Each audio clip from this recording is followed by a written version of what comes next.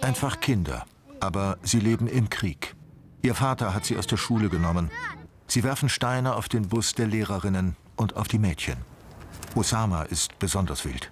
Haut ab! Gott ist groß!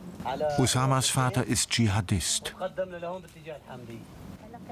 Wie sind deine Kampfgefährten den Märtyrertod gestorben, Papa? Einige kamen um, als sie Checkpoints überfielen, und viele starben im Kampf. Der Regisseur Talal Derki lebt heute in Berlin. Für den Film ist er zurückgekehrt nach Syrien, hat das Vertrauen von Osamas Familie gewonnen und so einzigartige Einblicke in einen islamistischen Alltag. Von den 8 Kindern tragen viele Namen von Terroristen. Eines der Kinder habe ich Osama genannt. Wie alt ist Osama? Osama ist etwa 12 Jahre alt. Stimmt's, mein Sohn? Warum hast du ihn Osama genannt? Weil ich Scheich Osama bin Laden liebe. Abu Osama, der Vater, entpuppt sich als ambivalente Figur mit einer zärtlichen Seite und einer gnadenlosen Killerseite. Talal Derki gibt sich als Sympathisant aus. Gott ist groß. Gott ist groß. Er ist vom Motorrad gefallen. Nur durch Verstellen konnte ich überleben. Und ich bin ja nicht der Einzige, der so tut, als ob. Eine Menge Leute geben vor, wie sie zu denken, um nicht umgebracht zu werden. Ich musste ja nur für 2 Jahre für einen Film diese Rolle spielen. Das ist überschaubar.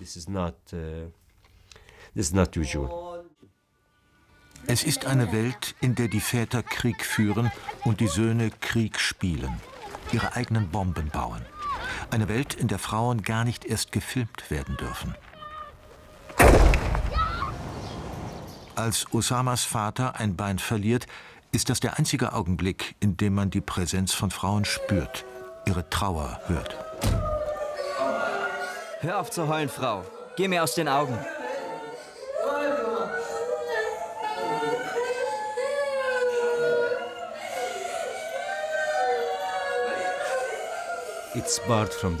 Da die Gewalt Teil der Erziehung ist, stellt sich mir die Frage, wie man den Dschihad aus dem Erziehungssystem herauskriegt, aus den Moscheen, wie man Menschenrechte durchsetzt und vor allem die Gleichberechtigung der Frauen in der muslimischen Welt.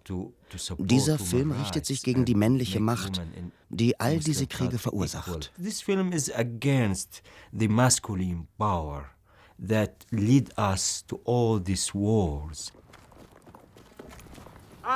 Osama wird in eine terroristische Kampfgruppe geschickt. Gefragt wird er nicht.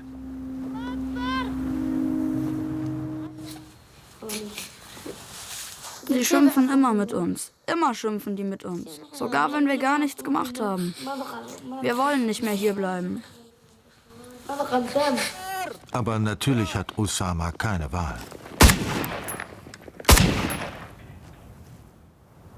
Auf Fathers and Sons, die Kinder des Kalifats, aufwühlend und brillant erzählt.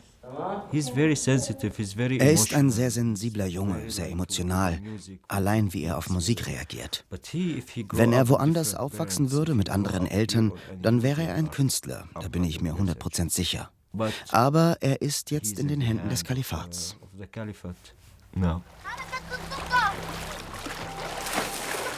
Es gibt diese wenigen Augenblicke der Unbeschwertheit und die sind umso schmerzhafter.